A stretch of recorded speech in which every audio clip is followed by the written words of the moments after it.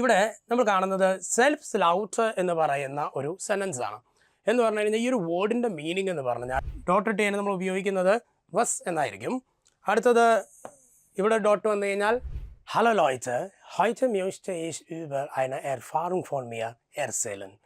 Als ich A2 abgeschlossen habe, habe ich eine Deutsche aus Deutschland kennengelernt. Sie war eine Praktikantin aus Deutschland. Und wir hatten uns lange unterhalten. Während dem Gespräch habe ich eine Frage gestellt. Die Frage war, was machen Sie? Spontan hat sie mich korrigiert. Nein, das ist kein was, aber was. ഇത്രയും കേട്ടപ്പോൾ നിങ്ങൾക്ക് എന്തെങ്കിലുമൊക്കെ മനസ്സിലായോ? ഇത് എനിക്ക് German പഠിച്ച സമയത്ത് ഒരു ജർമ്മൻകാരിയായിട്ട് സംസാരിച്ചപ്പോൾ ഉണ്ടായൊരു ചെറിയൊരു എക്സ്പീരിയൻസ് ആണ്. പുള്ളിക്കാരിയായിട്ട് ജർമ്മൻ സംസാരിച്ചുകൊണ്ടിരിക്കുമ്പോൾ ഞാൻ ചോദിച്ചൊരു ചോദ്യം വാസ് മഹൻസി എന്ന് പറഞ്ഞ ചോദ്യം ചോദിച്ചപ്പോൾ പുള്ളിക്കാരി എന്നെ കറക്റ്റ് ചെയ്യുകയാണ്. This is kind was aber was. അപ്പോൾ ഈ വാസ് വസ് ഈ ആ എന്ന് പറയുന്ന ആ ഒരു ഉച്ചാരണത്തിലുള്ള വ്യത്യാസം അതെന്താണെന്ന് ആദ്യം എനിക്കൊന്നും മനസ്സിലായില്ല. പക്ഷേ പിന്നീട് പുള്ളിക്കാരോട് സംസാരിച്ചു കഴിഞ്ഞാൽ ചോദിച്ചു എന്തായിരിക്കും ഇത് വാസ് എന്ന് പറയാതെ വസ് എന്ന് പറയണേ. പക്ഷെ അതിൻ്റെ റീസൺ പുള്ളി പറഞ്ഞത് എങ്ങനെയാണ്, ഞങ്ങൾ ജർമ്മൻസ് അത് അങ്ങനെ ഉപയോഗിക്കാം. കാരണം പുള്ളി ഒരു പ്രാക്ടിക്കാൻറ്റൻ ആയതുകൊണ്ടും ഒരു ലാംഗ്വേജ് ടീച്ചർ അല്ലാത്തതുകൊണ്ട് തന്നെ അതിനെക്കുറിച്ച് കൂടുതലായിട്ടുള്ള എക്സ്പ്ലനേഷൻസ് ഒന്നും ആ സമയത്ത് തരാനായിട്ട് പറ്റിയില്ല. പക്ഷേ പിന്നീട് ഇതെന്താണെന്ന് മനസ്സിലാക്കാനായിട്ടുള്ള കുറച്ച് മുന്നോട്ട് പോയി കഴിഞ്ഞപ്പം ആദ്യമേ മനസ്സിലാക്കിയൊരു കാര്യം, നമ്മളൊരു ഉച്ചാരണം പഠിക്കണമെങ്കിൽ ആദ്യമേ നമ്മൾ ചെയ്യേണ്ടത് എന്താണെന്ന് വെച്ച് കഴിഞ്ഞാൽ നന്നായി ശ്രദ്ധിക്കുക എന്നുള്ളതാണ്. ശ്രദ്ധിച്ച് കേൾക്കുന്ന ഒരാൾക്കാണ് അത് ശരിയായ രീതിയിൽ സംസാരിക്കാനോ പറയാനോ പറ്റുള്ളൂ. അപ്പോൾ നമുക്ക് ജർമ്മൻ പഠിക്കണം നിങ്ങൾ ആഗ്രഹിക്കുന്നുണ്ടെങ്കിൽ ഏറ്റവും ബെസ്റ്റായിട്ട് നിങ്ങളുടെ ഉച്ചാരണം പഠിക്കാൻ ആദ്യം പഠിക്കേണ്ട ഒരു കാര്യം, എന്ത് കേൾക്കുന്നോ ആ കേൾക്കുന്ന കാര്യം അതുപോലെ തന്നെ ഇമിറ്റേറ്റ് ചെയ്യാനായിട്ട് ശ്രമിക്കുക. അതാണ് നമ്മൾ തുടക്കത്തിൽ എല്ലാവർക്കും ഈ ഒരു ഭാഷ പഠിക്കാനായിട്ടുള്ള ഏറ്റവും എളുപ്പ വഴി. ഏതൊരു ഭാഷയാണെങ്കിലും നമ്മൾ കേൾക്കുമ്പോൾ അത് തുടക്കത്തിൽ അതിങ്ങനെ പറഞ്ഞ് ചിലപ്പോൾ തെറ്റുകളൊക്കെ വരും. പിന്നെ നമുക്കെല്ലാവർക്കും ഉള്ളൊരു പ്രശ്നമുണ്ട്, എല്ലാം ശരിയായിട്ട് സംസാരിക്കൂ എന്നുള്ള മനോഭാവം മാറ്റിവെക്കണം. എന്നിട്ട് എന്ത് ചെയ്യണം, നമ്മൾ ഈ ഒരു ഭാഷയെ പറഞ്ഞ് ശ്രമിക്കുക. ഇപ്പോൾ നമുക്കൊരിക്കലും പെട്ടെന്ന് ജർമ്മൻകാർ സംസാരിക്കുന്ന പോലെ ജർമ്മൻ സംസാരിക്കാൻ പറ്റണമെന്ന് നിർബന്ധമില്ല. ഒരു ജർമ്മൻ ആക്സൻറ്റിൽ സംസാരിക്കുമ്പോൾ തെറ്റുകൾ വരും. ഒന്ന് ആലോചിക്കുകയും കേരളത്തിൽ നിന്ന് പോകുന്ന ആളുകൾ, അതുപോലെ തന്നെ കേരളത്തിൻ്റെ ഉള്ളിലോട്ട് എവിടെന്നെങ്കിലും രാജ്യത്ത് നിന്ന്, ഇപ്പോൾ ഒരു ഇംഗ്ലണ്ടിൽ നിന്നോ ബ്രിട്ടനിൽ നിന്നോ ജർമ്മനിൽ നിന്നോ ആളുകൾ വന്ന് മലയാളം പഠിക്കാൻ ശ്രമിക്കാമെന്ന് വിചാരിക്കുക. അപ്പോൾ നമ്മളൊരു മലയാളത്തിൽ ഒരു ഡയലോഗ് അങ്ങോട്ട് കാച്ചിന്ന് വിചാരിക്കുക. അപ്പോൾ ആ ഡയലോഗ് കേട്ട് കഴിഞ്ഞാൽ അതുപോലെ തന്നെ അവർക്ക് പറയാൻ പറ്റും നിങ്ങൾക്ക് ഉറപ്പുണ്ടോ? പറ്റില്ല. കാരണം എന്താ, അവൻ മലയാളിയല്ല, അവനത് സമയമെടുക്കും. പക്ഷെ അവന് പറ്റില്ല എന്നല്ല, അവൻ പരിശ്രമിച്ചാൽ അവന് പറ്റും.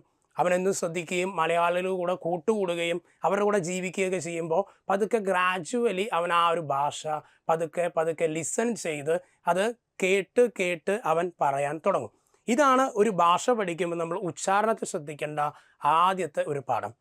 അപ്പോൾ ഒന്നാമത്തെ കാര്യം ഇമിറ്റേറ്റ് ചെയ്യാൻ പഠിക്കുക. പിന്നെ ഏറ്റവും ഉപകാരമുള്ള ഒരു കാര്യം എന്ന് പറയുന്നത് നമ്മൾ എന്ത് ചെയ്യണം, കേൾക്കാനായി ശ്രമിക്കുക. നമുക്ക് ജർമ്മൻ ഭാഷയിൽ ഒത്തിരി കുഞ്ഞ് സ്റ്റോറീസ് ഉണ്ട്, അതുപോലെ തന്നെ ന്യൂസ് ചാനലുകളുണ്ട്, അതുപോലെ തന്നെ യൂട്യൂബ് ഡോക്യുമെൻ്ററീസ് ഉണ്ട്. ഇതുപോലെയുള്ള ഒത്തിരി കാര്യങ്ങൾ നമുക്ക് യൂട്യൂബിൽ അവൈലബിൾ ഒക്കെയാണ്. അപ്പോൾ ഇങ്ങനെയുള്ള ജർമ്മൻ ആളുകളെ ഫോളോ ചെയ്യുക.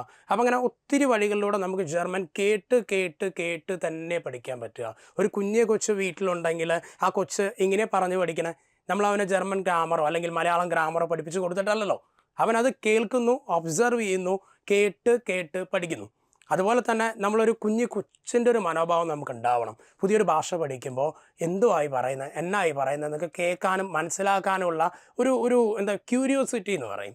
ഓക്കെ, ആ ഒരു സംഭവം നമ്മുടെ ഉള്ളിൽ എപ്പോഴും ഉണ്ടാവണം. ഒരു എന്തൂസിയസ്റ്റിക് ആയിട്ട് നമ്മളിപ്പോൾ ഈ സാധനം പഠിക്കാനായിട്ടുള്ള നമ്മുടെ ഒരു എനർജി നമ്മൾ കാണിക്കണം. പിന്നെ ഇപ്പോൾ പറഞ്ഞതിൻ്റെ എക്സ്പ്ലനേഷനിലേക്ക് നമുക്കൊന്ന് കടക്കാം. ഇപ്പോൾ നമ്മൾ പറഞ്ഞു എന്തുകൊണ്ടാണിത് വാസ് എന്നല്ല വസ് എന്ന് പറയുന്നതിനെ കുറിച്ചുള്ള എക്സ്പ്ലനേഷനിലേക്ക് നമുക്ക് കടക്കാം. അപ്പോൾ നമുക്ക് ക്ലാസ്സിലേക്ക് കടന്നാലോ, ഇതിൻ്റെ എക്സ്പ്ലനേഷൻ ഭാഗത്തിലേക്ക് നമുക്ക് കടക്കാം. ഇവിടെ നമുക്ക് നോക്കാം. ഇവിടെ നമ്മൾ കാണുന്നത് സെൽഫ് സ്ലൗട്ട് എന്ന് പറയുന്ന ഒരു സെൻറ്റൻസ് ആണ്.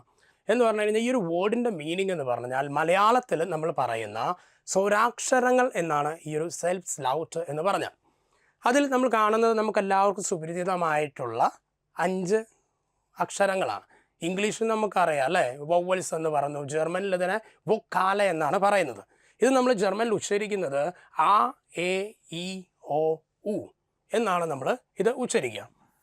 ഓക്കെ, ഇതിന് നമ്മളിനി നോക്കാൻ പോകുന്നത് ഇതിൽ ഔസ് സ്പ്രാഹ് എന്ന് പറയുമ്പോൾ ഉച്ചാരണം എന്നാണ് ജർമ്മനിൽ പറയുന്നത്. ഇതിൽ സെൽഫ് ലൗട്ടയിൽ നമുക്ക് രണ്ട് രീതിയിൽ ഈ പറയുന്ന സെൽഫ് ലൗട്ടയെ നമ്മൾ ഉപയോഗിക്കും. ഒന്ന്, നമ്മൾ ഉപയോഗിക്കുന്നത് കുർസ് ലാങ്.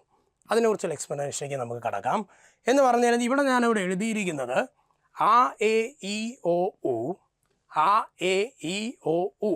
ഇത് ഒരേപോലെ തന്നെ എഴുതിയിരിക്കുന്നു, പക്ഷെ ഇത് ഉച്ചരിക്കുന്നതിൽ ഒരു ചെറിയ വ്യത്യാസമുണ്ട്. നമുക്ക് നോക്കാം. ഇവിടെ ഞാനൊരു ഡോട്ട് ഇടുകയാണെങ്കിൽ അത് നമ്മൾ ഉച്ചരിക്കുന്നത് ആ എന്നായിരിക്കും.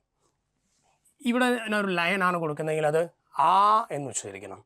അതുപോലെ തന്നെ എ എ, ഇ ഇ, ഒ ഓ, ഉ ഉ.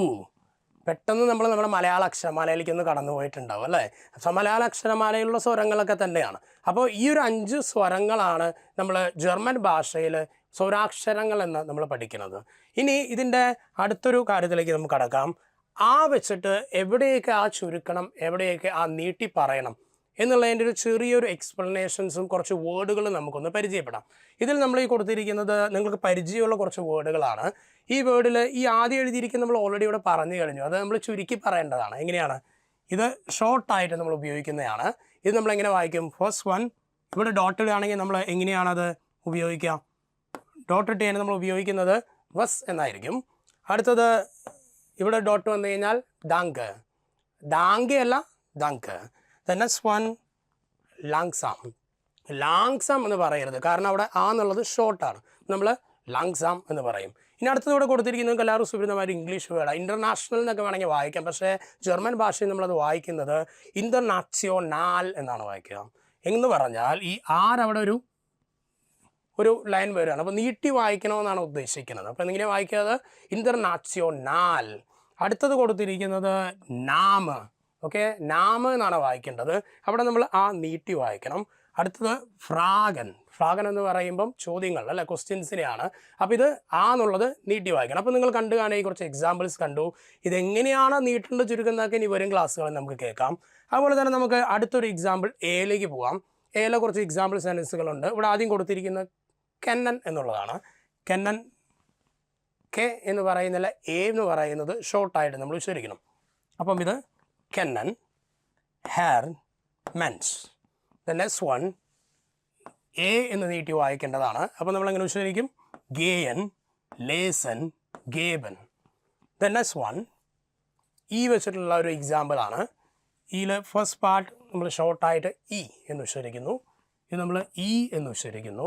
ദ ഫസ്റ്റ് വേർഡ് ബിൽറ്റ്, ഫിർമ, ഹിൽഫ്. ദെൻ സെക്കൻഡ് പാർട്ട് ലീറ്റർ, ഈഗൽ, മുസീക്ക് എന്ന് പറയുന്ന രീതിയിൽ നമ്മൾ നീട്ടി വായിക്കുന്നു, ചുരുക്കി വായിക്കുന്നു.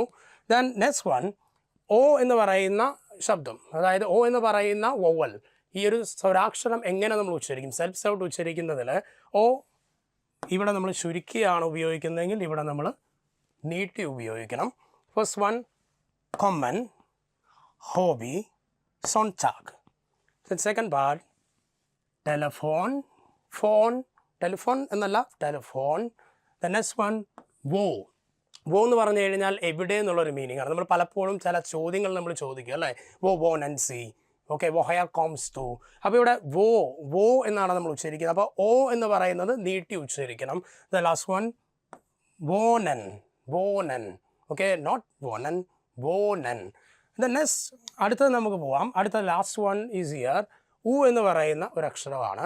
ഉ നമ്മൾ എങ്ങനെ ഉച്ചരിക്കുന്നു നോക്കാം. ഊൽ ഇവിടെ നമ്മൾ ഷോർട്ടായിട്ട്, അതായത് കുർസായിട്ട് ഉപയോഗിക്കുന്നു, ഇവിടെ ലാങ് ആയിട്ട് ഉപയോഗിക്കുന്നു. ദ ഫസ്റ്റ് വേർഡ് ബുഹ് എന്നാണ് നമ്മൾ ഉച്ചരിക്കുന്നത്. Second word ഹുൻറ്റ്.